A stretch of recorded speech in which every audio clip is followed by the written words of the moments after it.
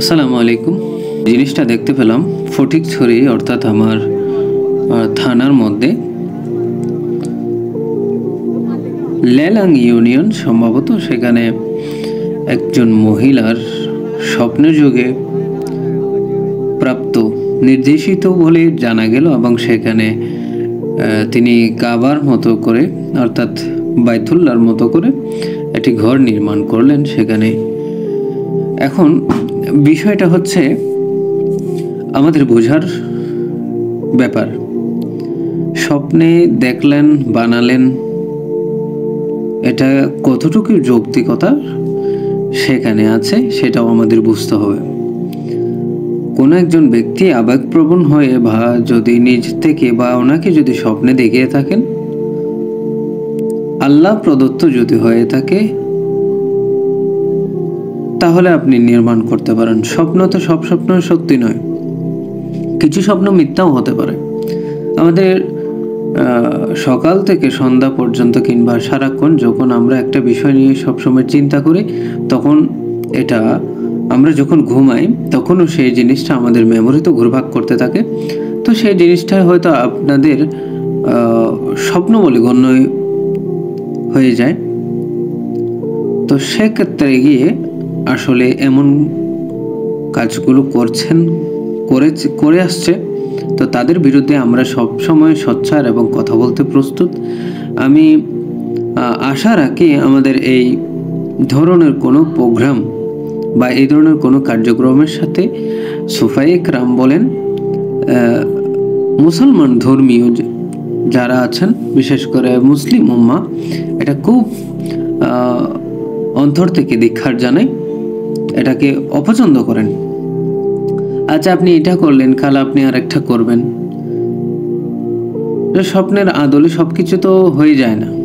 আপনি স্বপ্নে এটা দেখলেন, ওটা দেখলেন, ওটা দেখলেন, সবকিছুই আপনি করবেন বলে তো কথা নেই।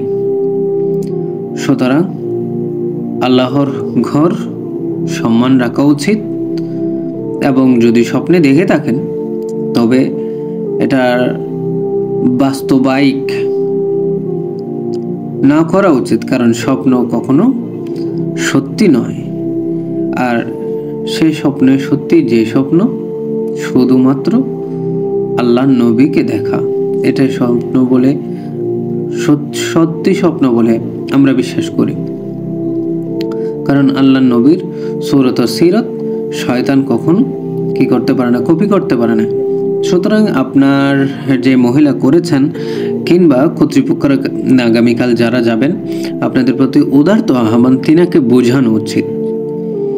আক্রমণ নয়, হামলা নয়, ভেঙে ফেলা নয়, তিনাকে আগে বোঝাবেন, সুন্দরভাবে বোঝাবেন।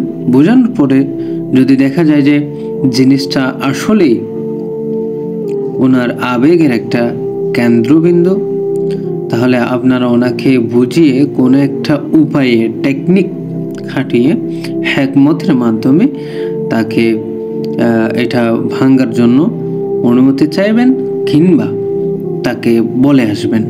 যদি এর মাধ্যমে আপনারা অবজার্ভ করবেন 1 মাস, এর মাধ্যমে কোনো তারা ব্যবসায়িক পরিকল্পনা করছে কিনা, তারা ধান্দাবাজির কোনো পরিকল্পনা করছে কিনা, যদি এই ধরনের কোনো কিছু থেকে থাকে, তাহলে অবশ্যই এটা ভেঙে ফেলা উচিত এবং ইসলামকে বা মুসলিম উম্মার মধ্যে বিভাজন থেকে দূরে রেখে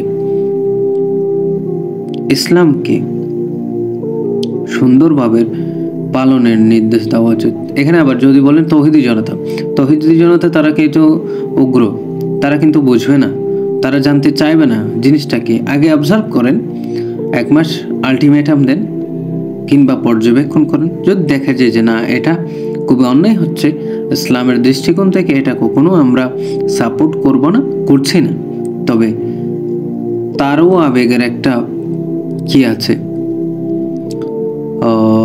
আবেগের বশে যখন করেছে, তাকে বিবেচনা করার সুযোগ দিতে হবে। ধন্যবাদ সবাইকে। আমার এই মেসেজটা যদি আপনাদের কাছে যায়, অবশ্যই আপনারা চেষ্টা করবেন জানার, এবং এই প্রক্রিয়ায় গেলে আমার মনে হয় ভালোই হবে। আসসালামু আলাইকুম।